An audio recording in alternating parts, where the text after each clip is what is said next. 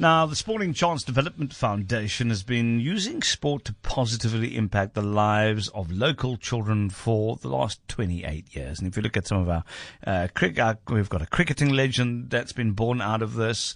A lot of other people have gone on to make it in this world thanks to the work of Sporting Chance. They are a registered NPO. Their track record speaks for itself. Today, Sporting Chance has grown to become the leading sports coaching and development organisation. Now, in partnership with the Western Cape Department of Education, Sporting Chance, the school program, is now implementing a critical and much-needed physical education and sporting intervention into under-resourced schools. So to tell you more about that, Brad Bing, the MD of Sporting Chance. Hi there, Brad. Always good to have you back. Morning, Kieno. Nice to hear from you again. No, always a pleasure, man. Now, let's talk a little bit about this partnership and what you intend doing on the ground in the school.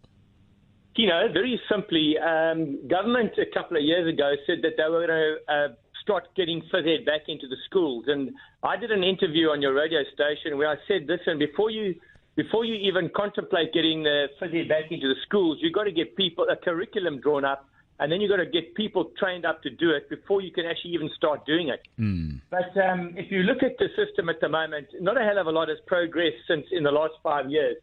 So what we've done very simply, Kieno, is we've gone to various schools that we all know that are desperately needing intervention in those schools, not only just from a bullying point of view and a kind of an academic point of view, but just from a point of view saying, how can we get those kids' mindsets changed to become more positive, that they actually want to do phys ed, which actually implicates the ripple effect of that is to improve their physical or their academic results.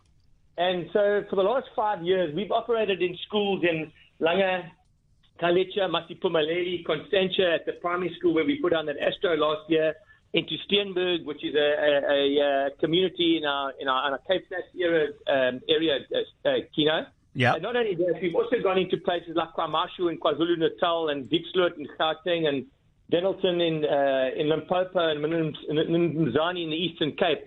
And we've seen a massive improvement in academic results. And I'll give you an example. The little farm school that we run at the Constantia where we put on the AstroTurf, Kieno, Yep. The maths results the last 2 years has gone from 18% across the school board to 46% in 2 years. And obviously this is my opinion because it's not factual, but I just believe that we've got a guy there called Courtney Klein, who's absolutely flipping brilliant. And he's doing athletics days. He's got the kids doing mini cricket, hockey, soccer, netball, etc. Wow. And the teachers use that as an incentive to say, if you don't improve your school results, you're not going to phys ed. So Courtney has taken that school, obviously with the new headmaster in place now, to new heights. And we at all our schools, I mean, we got down at Steenberg, I can give you an example. That's really, it's a tough environment. I'm talking about a proper tough. Well, you should know. Yes. And we've seen that school already. We've got a guy there called Barney who runs the phys ed program. We've seen that the attendance at the school has already increased, because kids want to come to school. Because if they can be acknowledged and recognized for what they're doing, then it lifts them up. And immediately, you talk to the principals and they turn around and say, wow, we've seen a massive improvement in the kids' attentiveness in class. And not only that, you've got the academic results have improved.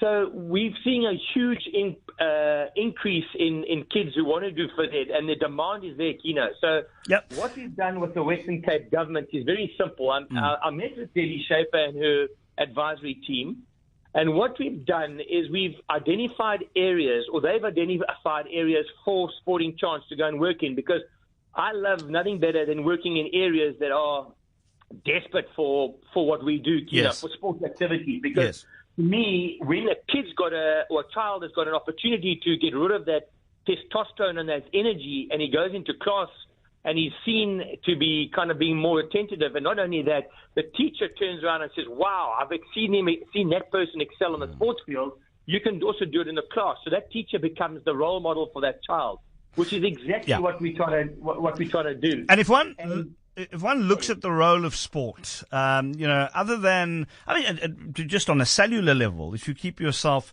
busy, you feel a lot better. You can probably concentrate a lot more. If we just look at what we do in gym, for example, and when we get back, yes, we're tired, but we're super focused and we feel a heck of a lot better. Over and above that, it's this whole thing about working together in groups, how to deal with failure. So if you don't do well and you didn't make it, how do you actually deal with that? And those are all things that you can actually translate into real life. Absolutely. I mean, the physical fitness is huge. Being mentally alert. You know, when you come out of gym, that body's pumping. Yeah. You know, I just feel that through the programs we run, Kieno, that the kids are just so much more socially well adjusted, especially in those kids that come from those really tough backgrounds, you know, and they go home to their parents and say, Mom, I don't want to eat that. This is what I want to eat. And let's start a vegetable garden, etc. And not only that, you know, we've also found that the kids are very much so emotionally better balanced. You know, they actually, you can actually reason with them because they're starting to understand teamwork. You know, if you're playing soccer and you don't pass the ball and two oaks take you out, well, the opposition has got the ball. And you just find that teamwork has become so much more on increase within in the classroom. And you often find, you know, what we're getting feedback from our coaches is that that guy who's regarded as being a little bit of the rebel, the outcast, the maniac, you know, the breaker, in the classroom gets on the sports field, he's humbled a little bit, and when he goes back into the classroom, he turns around and says, "Whoa, hold on a second, I'm actually going to be a part of this class as opposed to being the maniac." There we go. Brad, that's all we have time for. You're doing great work with the education department there, Brad Bing. And if one just look, I think it was Themba Bavuma, Brad, isn't it? That went through Sporting Chance very quickly. We need to move on to the next interview. But it was Loli Saboto, Themba Bavuma, Nono Pongolo, Tommy Tsolakeli, all those youngsters we found playing Phillips cricket and stuff. But Kieno, I know you're going to move on, but there are people in February who are going to be putting their CSI money and they don't know where it goes to. Yeah. Why don't they get a hold of me? And I can promise you, Kieno, we'll invest their money like we've done with the PSG Group and Intersure and Coca-Cola and the Nussbaum Foundation. What we want to do is get their CSI money. They can own a teacher in that school, a phys ed teacher, and you will see within 12 months the results physically and educationally go through the roof. So we can ask them to get hold of you. We'll connect them. Anybody wanting to do so, we'll connect them directly to you, Brad. You do amazing work. We can vouch for it. Brad Bing there, Managing Director of Sporting Chance. Next.